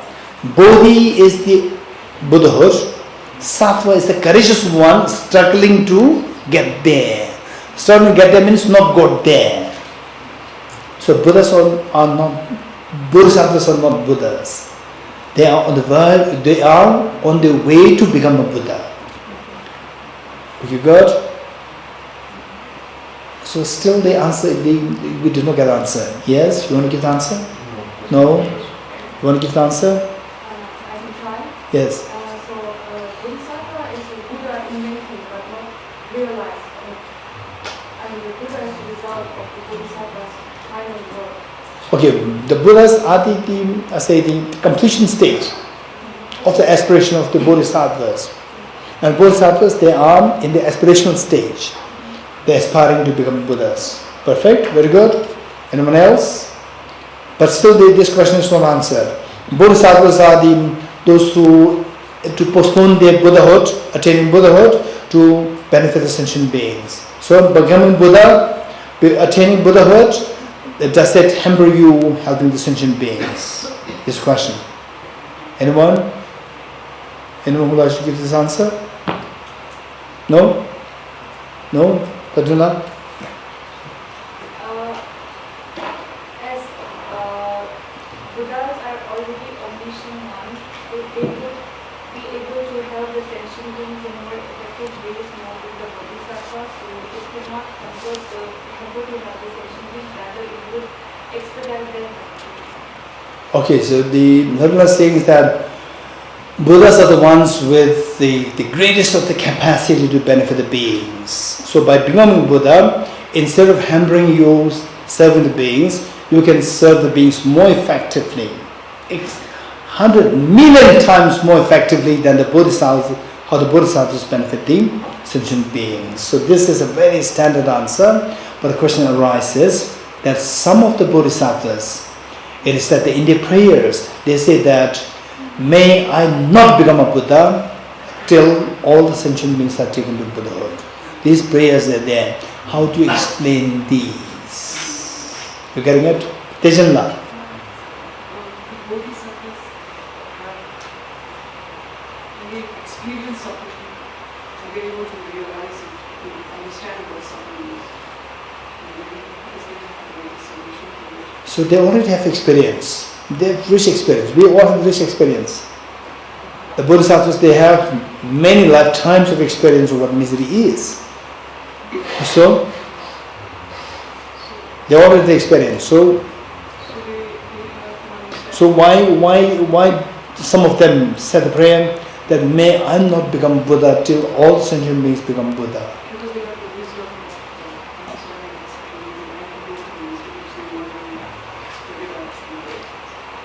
experience. They have the wisdom. So the wisdom tells them not to become Buddha. Some of them, yes, you do find some of their prayers like this. No, that is a Buddhahood, the Bodhisattvas. Some of the Bodhisattvas, they made such a prayers. Not gone beyond, so Huh? They're still in the They're still in the, The realm that the cow. they need help. When they get They're Huh? still in the They are realm able to that help. can help. Huh? They're eager to help. They are able to help. They are in the realm where they are able to They're able to help. Yeah. So when you become Buddha, they are able to help even more. Abhishek? This logic for me is very confusing because if you already, in that sense, Buddha would seem to be a self-centered person. Exactly. Okay, exactly. So where, if the Bodhisattvas, you do find the prayers that may I not become a Buddha till all sentient beings become Buddha. Which those who already become Buddha, they must be very selfish. Right? This is not the case. So how do you resolve this? Yes, Brahma Tenzila? What I remember from my studies earlier Yes. is like there's different kinds of bodhicitta. Yes. So if this is like a shepherd-like bodhicitta is like let the flock go first and the shepherd comes behind. So that's the kind of bodhisattva. Okay. So now let me say, what is Bodhicitta? How do you define Bodhicitta? May I become Buddha. So you are saying that may I not become a Buddha. This is not Bodhicitta. How do you reconcile it? And then the answer is, what Arjuna said, this is a very standard answer. That they say that you become a Buddha, you are in a position to most effectively benefit the beings. In fact, the Bodhisattva on the 10th moment, the last moment of the Bodhisattva, the next moment you're going to become Buddha, that Bodhisattva, the ability to benefit the beings, and when you become a Buddha, the ability to benefit the beings, if you compare the two, it is like the dust and the whole universe. This is the comparison, this is the contrast. When you become a Buddha, it becomes like infinitely more effective in benefiting sentient beings than even the most sophisticated Bodhisattvas. But these prayers are there, said by the Bodhisattvas, high-level Bodhisattvas. They said to pray that may I not become a Buddha till all the beings become enlightened. So why such prayers are said? So are they Bodhisattvas or not in the first place? When they say may I not become a Buddha, Bodhisattva means may I become Buddha for the sentient beings. How do we reconcile these? Yes. In order to become Buddhas, we need to get rid of cycles of self-repetition, and that's why they pray for others. First, Say it again. They need to get rid of Get rid of the self-centered attitude, subtle self-centered attitude. So for that matter, they have to make these prayers. Yes. But all the Bodhisattvas, they don't make these prayers. Right? Most of the Bodhisattvas, they make that, may I become Buddha for the benefit of sentient beings. Yes. My understanding, Vishnu, is not that may I not become a Buddha, but that may I be able to come back in a way to serve. No, both are there. It's not, this is what I'm saying. I'm very serious. Some Bodhisattvas, they made a very strong prayer, may I not become a Buddha till all beings attain Buddhahood. So that is the aspirational prayers because they want to come back into samsara in order to. So which means they don't want to become Buddha? They want to become. That for me, what I've heard is they want to become a Buddha, but the aspirational prayers is the. No, do they want to become a Buddha or not? Yes, for me, yes. Yes. Not for you. That's Bodhisattva. I've heard, yes, they want to become a Buddha. They want to become Buddha, but they said, may I not become a Buddha. What is this? Are they telling lies? The prayer is to come back into samsara so that even though I have. No, even without praying, they have to come back to samsara. No, after having. For us, don't worry, you don't have to pray. Please may I come back to samsara. No, you will have to come back to samsara. If you pray, may I not come back to samsara, you have to come back to samsara. But here they have crossed the path of sin, so they don't have the afflictions that will bring them back. They have afflictions, yes, they have afflictions. Not the gross, the afflictive obscurations. But they have to come back. They have to attain nirvana. Either nirvana or samsara. Only two choices, no third choices. So the Bodhisattvas who have attained nirvana. No, I'm talking about the Bodhisattvas. Let's say the part of seeing Bodhisattvas. Yes. They have not attained nirvana. Eight ground. But before that, what about those before that? I'm talking about the ones that. What about before that? Oh, here, Losanla.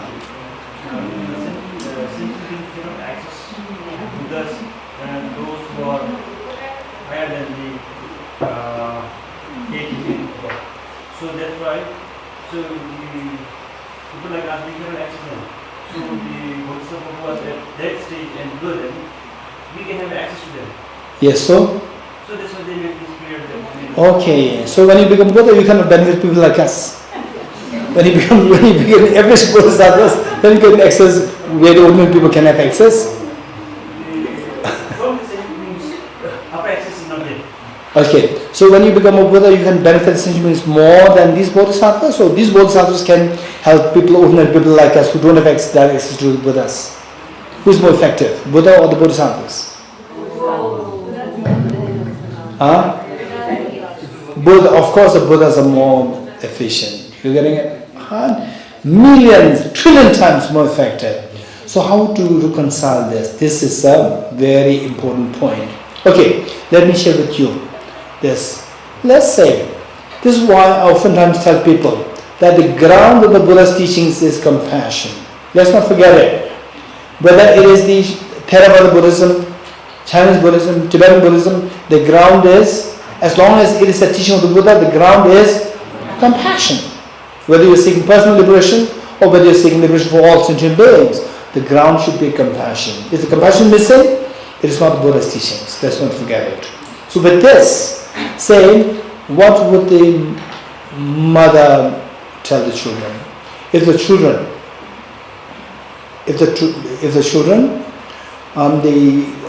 they say that, if the children, they are so tired, or they're terribly sick, and then the children, they cannot study for exams, and the mother feels so compassionate to the children. Mother will also stay with the children, yes? And then let's say that the child can say, okay, if I don't study, I cannot study. If I don't study, I will fail the exam. Oh, it doesn't matter, I will also fail the exam.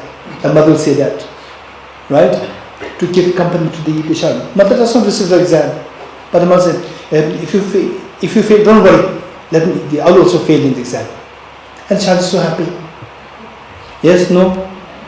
Right? Yes, no? So in other words, the mother will always be there to make the child comfortable.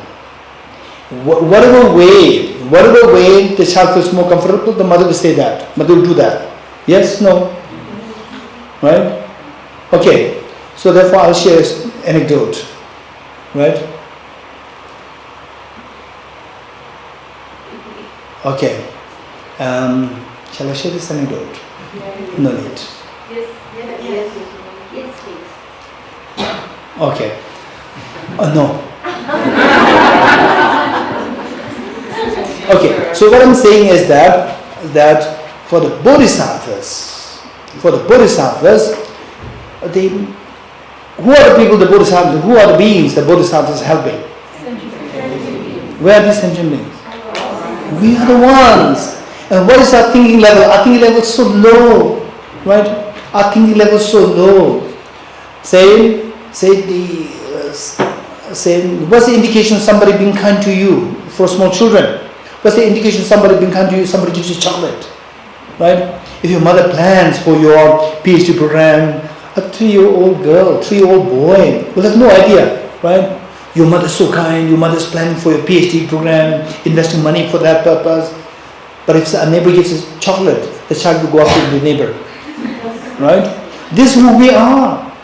So for us, the Bodhisattva to tell us that, don't worry, I'll come back to samsara, right? I'll not become Buddha, I'll stay with you.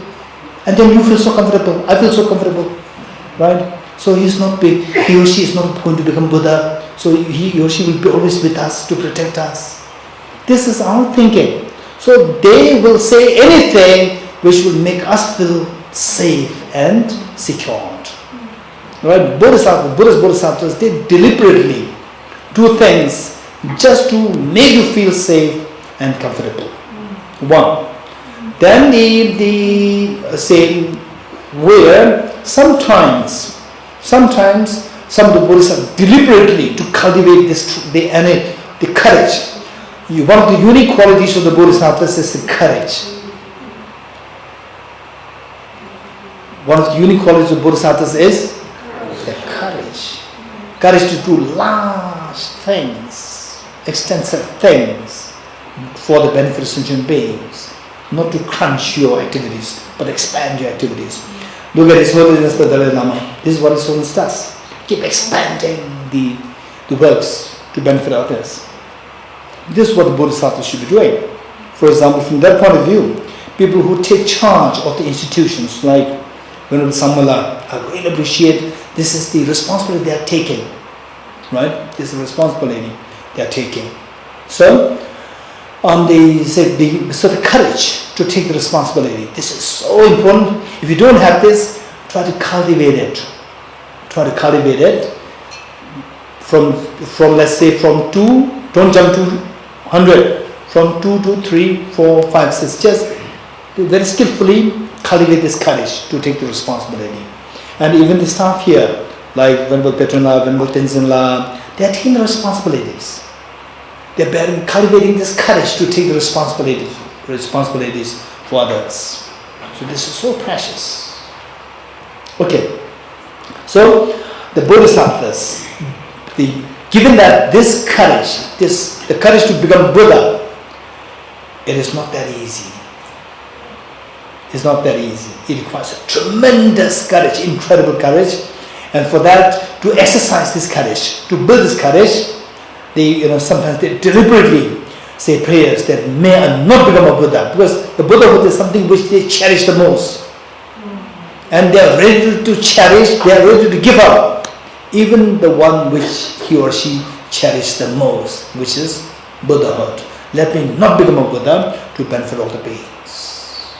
So these are to build the courage and to sacrifice the greatest of the thing which you consider as the most important thing. Okay, so the sacrifice, these are the qualities of the Bodhisattvas, learning, building, nurturing these qualities. Okay, good. So there's no contradiction there. So the ordinary people like us, we take these prayers oftentimes very literally, but they are not to be taken literally. You getting it? It's just to accommodate the thinking, our sentiments. What's the time? Okay. I have another question. Yes. So the self-centered attitude is either putting yourself first or being oblivious to the others, and it is also what reacts with attachment, aversion, or ignorance.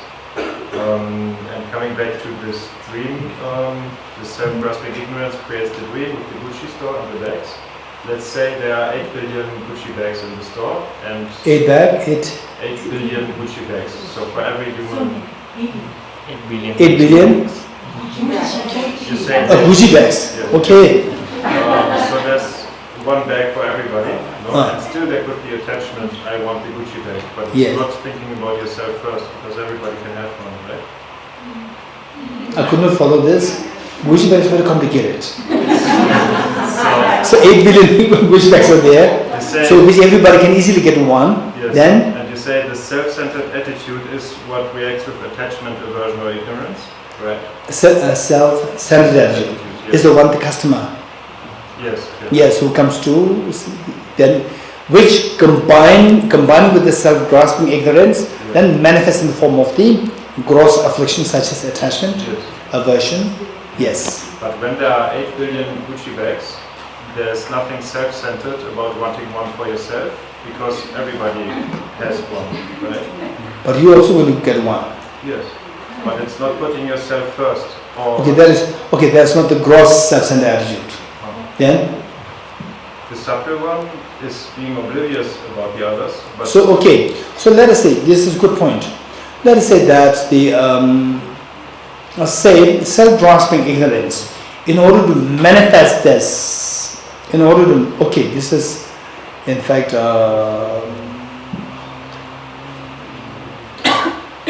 me put it like this. Self-grasping ignorance, when complemented by this self-centered attitude, which self-centered attitude gross and subtle, gross one, gross one, then it can manifest in the form of I want this, I don't want this, attachment aversion arises. When the self-grasping, even if the self-grasping ignorance is complemented by the subtle self-centered attitude, it may not arise in the form of the gross afflictions. So the arahats, they have the subtle self-centered attitude, they don't have the gross self-centered attitude. And they don't have the self-grasping ignorance. So these manifest the afflictions, gross afflictions, they don't arise. Okay. So what's the question? So the affliction only arises by gross self-centered attitude. Yes. Yes. And the question wasn't it said that the self-grasping ignorance is the root of all? Is the root of the samsara. Is the root of afflictive obscurations, not the cognitive obscuration. But so it's self-centered attitude more subtle than self-grasping ignorance.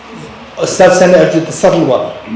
Subtle self-centered attitude is more subtle than the self-grasping ignorance. Yes. Even after becoming arahat, after getting rid of self-grasping, still you have the subtle self-centered attitude. And why isn't the self-centered attitude the root of the self-grasping ignorance? Not really, because the root means that it is there, then it keeps giving rise to the grosser ones. So once the self-grasping ignorance is gone, is removed for good, then even if you have the subtle self-centered attitude, self-grasping ignorance will never come again. It is gotten rid of from the root. Pinzole? Bodhisattvas in order not to become Buddha, do they keep purposely some afflictions? Bodhisattvas. In fact, if somebody does not want to become a Buddha, he or she is not a Bodhisattva. Bodhisattva means the one with the Bodhicitta aspiration to become Buddha. So one should have the desire to become Buddha. In fact, when I was in the first year or second year of being in Institute of Buddhist Dialectics, I had this problem within myself. I thought that, to become Buddha is complicated. I don't want to become Buddha. But I must become Bodhisattva. The verse, pathway accumulation, 3 divisions, the second one. The middle pathway accumulation. If you reach that, then you will never relapse. Then you will never fall back. So I must attain that.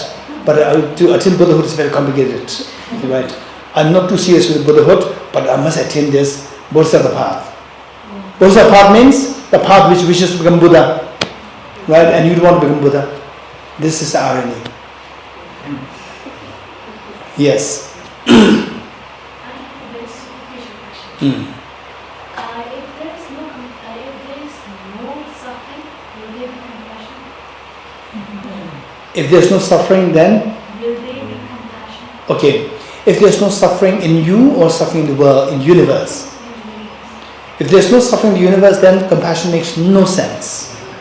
Compassion makes sense only as an aspiration, wanting to remove the suffering of others.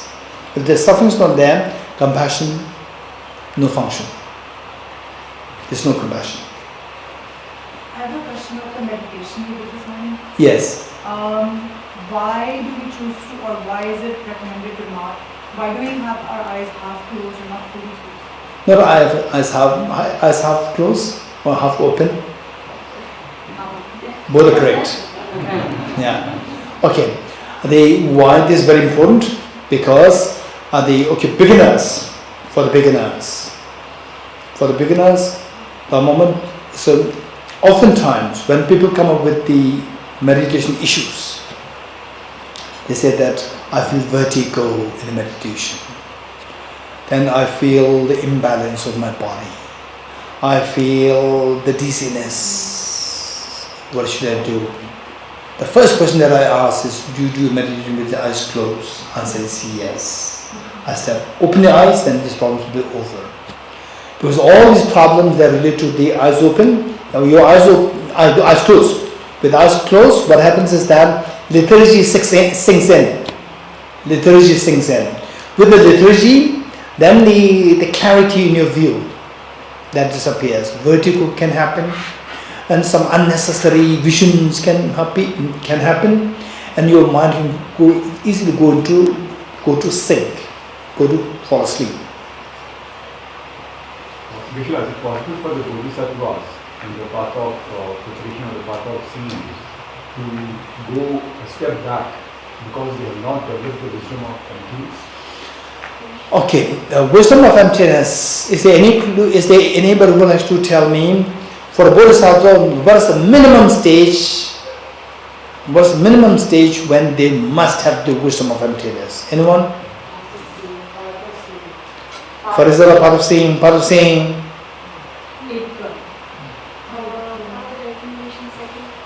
Okay, middle part of accumulation. 6 bhumi, 8 bhumi. Anyone else? Okay, there are different traditions coming up. Tindula. Conceptual understanding of wisdom of emptiness by path of accumulation. Middle of the part of accumulation. Conceptual experience of emptiness. So the wisdom of emptiness comes from that level, but the non-dual will come later. Okay. So the answer is what Rajula and Tindula said. The wisdom of emptiness must come latest by the middling path of accumulation. Path of preparation means you already have the wisdom of emptiness. Path of seeing, non-dual experience, direct experience of emptiness happens. So it must have latest by some bodhisattvas, they have the wisdom of emptiness way before Bodhicitta, way before entering the path. But latest, you must have it by the middle part of accumulation. So if Direct realization of that comes only in part of seeing. And but then what happens on the 8th It round? will mean that the self-grasping ignorance is severed. So, but how does that happen? Is that not through the direct realization of emptiness? Of course, say you are suffering from tuberculosis. You imagine that you are suffering from tuberculosis. 2 doctors. You are suffering from tuberculosis, right? And you take the antibiotics. And the antibiotics are like the wisdom of emptiness to remove your self-grasping ignorance. You take the first dose of the antibiotics of tuberculosis, the next day your tuberculosis is over or not over? Not over. So when will that be over? Let's say in some cases in 4 months, but ideally speaking 6 months. 6 months, that's the last. So what is so special about that antibiotics which clean up your body from the tuberculosis? What is so special? There's nothing special. Earlier antibiotics and the last antibiotic that you took, they're the same. But the earlier ones, they remove the grosser ones. Removing the grosser ones. Then the last one left, automatically that is removed by the last one. So it's not that the last one is so special. So the analogy given is like washing clothes. Say a cloth in a mud. You use the same water, right? You use the first one, the gross solid mud will be removed. And then you keep using the water, then the subtler and subtler will be removed. It's not that the last water is more clean than the first water. It's the same. But it's a matter of the law of the nature, that the gross ones removed first, followed by the subtler ones. You getting it? So the gross afflictions get removed at the path. The grosses, which means acquired, technically speaking, so for those of us who are not from the more technical studies, you may get a little confused. Acquired afflictions. And then the innate afflictions are removed. Part of meditation. Okay, so don't worry about that part. So meanwhile, so the particularly from NMC, right? NMC. Wisdom of emptiness comes as part of seeing. It shocks me.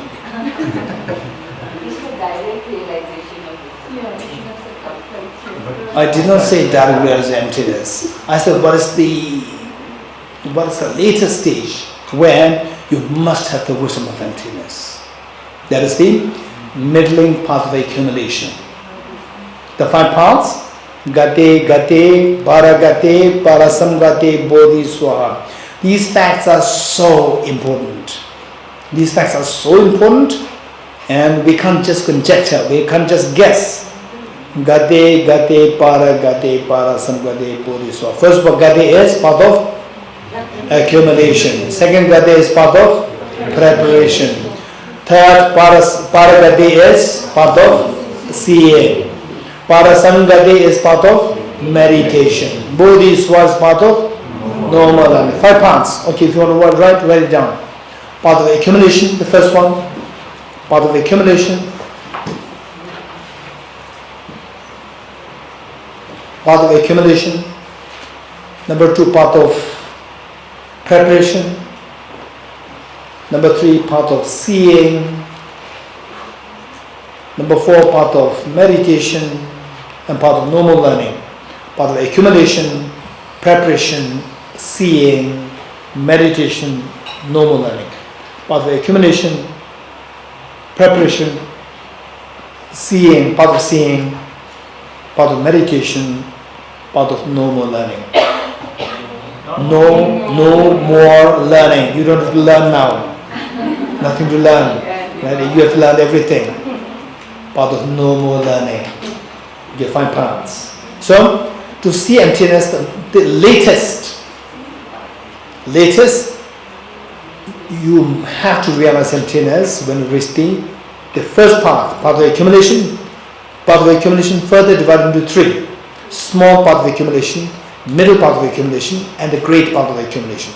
Of the 3, in the middle part of accumulation, you must realize emptiness by then. If you don't realize emptiness, then you will never reach the middling part of accumulation. Conceptual. So that realization is conceptual, yes. Conceptual. To do your question? This morning we learned that when you are contemplating on emptiness, so there are 2 questions that we must ask ourselves. Yes. So when practicing compassion, are there any such guidelines so that we can be sure that we are not diverging from the practice of compassion and not being taken away by some sense of attitude? Okay, this is a good question. Compassion part is more the Bodhicitta practice. This is what we're going to begin from tomorrow. Actually, I was thinking of starting it this 3rd session today, but we're going to do tomorrow. And interesting question.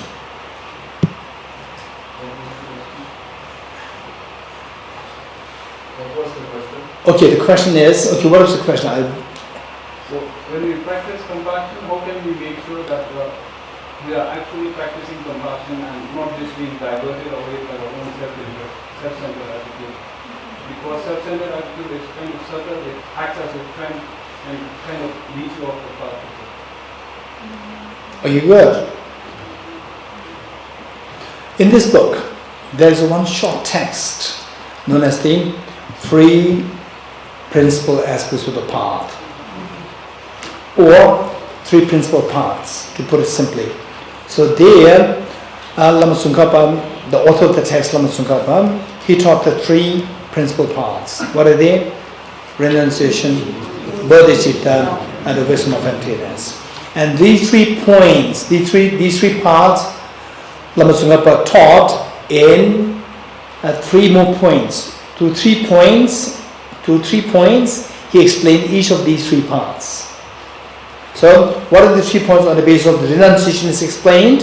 The first point, renunciation, explained in 3 points. 1, why do we have to cultivate renunciation? Number 1, why? Why do we have to cultivate renunciation? Number 1. Number 2 is how to cultivate renunciation. Number 2. Number 3, what is the measure of having cultivated renunciation? To make sure that you don't deviate to this selfishness or whatever, right? What is the measure of having cultivated a genuine renunciation? Likewise for compassion, the Bodhicitta. For Bodhicitta, number 1, why should you have to cultivate Bodhicitta or the compassion? How to cultivate compassion and Bodhicitta? And what is the measure of having cultivated Bodhicitta. Likewise for emptiness.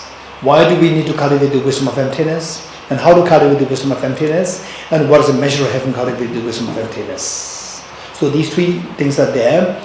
And so in other words, it's said that, Lama Tsongkhapa said that for the compassion practice, how to make sure that your compassion is the genuine compassion, is that when the selfishness, it does not take over your practice, the selfishness.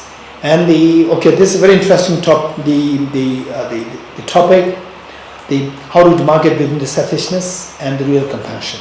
That's so important, which we're going to learn from tomorrow. Yeah. Okay, that's it.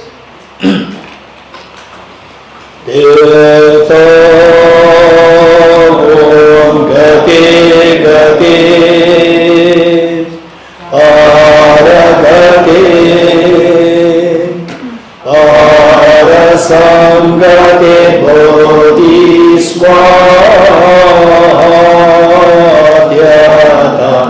om gate gate paragate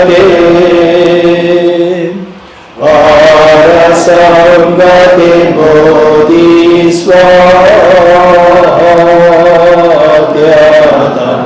om gate gate paragate